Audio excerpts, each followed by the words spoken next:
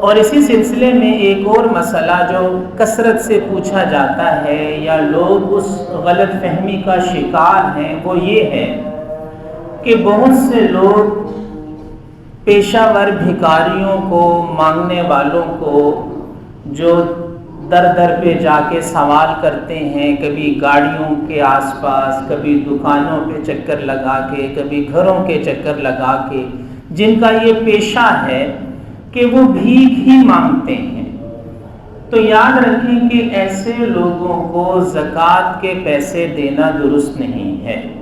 پیشہ ور بھکاریوں کو، سوالیوں کو زکوٰۃ کے پیسے دینا درست نہیں ہے۔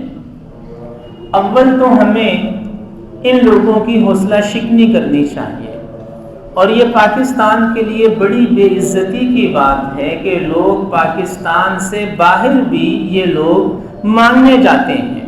سعودی عرب میں بھی اور دنیا کے دوسرے ملکوں میں بھی لوگ یہاں سے جاتے ہیں وہاں کام کرنے، اور وہاں اپنا وہی پیشہ جو پاکستان میں تھا یہی پیشہ وہاں بھی اختیار کر لیتے ہیں۔ تو بحیثیت قوم ہمیں ایسے لوگوں کی، پیشہ ور بھکاریوں کی حوصلہ شکنی کرنی چاہیے۔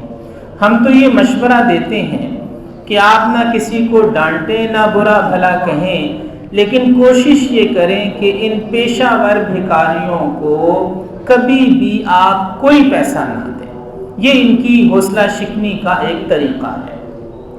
پہلی بات تو یہ ہے کہ ان کو کچھ نہ دیں، لیکن کم از کم زکوٰۃ کے پیسے دینا ان پیشہ ور بھکاریوں کو تو جائز ہی نہیں ہے۔ وجہ کیا ہے؟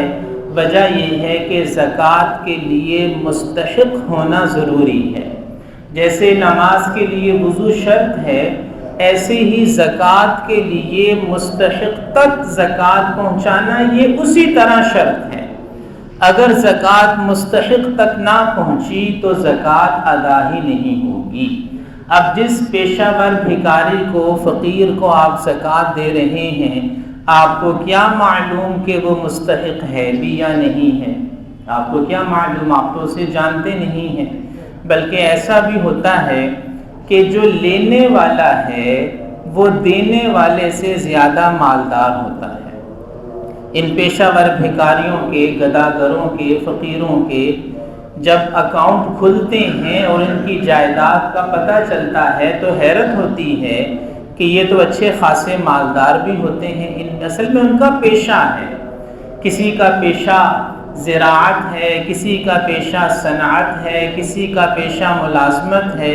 یہ گداگری ان کی مجبوری نہیں ہوتی، یہ ان کا پیشہ ہوتا ہے اکثر اوقات۔ تو جب پیشہ ہے تو پیشے والے کو کیا لگے کہ اس کے پاس کتنا جمع ہو گیا، اس نے تو مانگنا ہی مانگنا ہے۔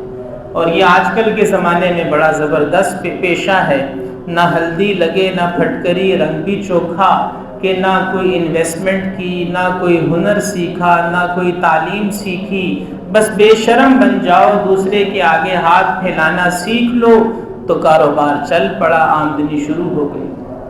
لہٰذا ان کو نہ دیں۔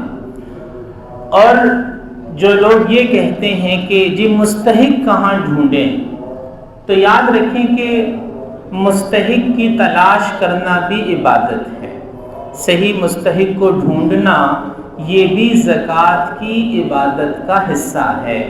جیسے نماز کے لیے آپ جگہ کا جو انتظام کرتے ہیں، وضو کے پانی کا انتظام کرتے ہیں، پاک صاف جگہ ڈھونڈتے ہیں، مسجد جاتے ہیں، یہ سب نیکیاں ہیں۔ اسی طرح زکوٰۃ کے لیے مستحق کو تلاش کرنا یہ بھی ایک نیکی کی بات ہے۔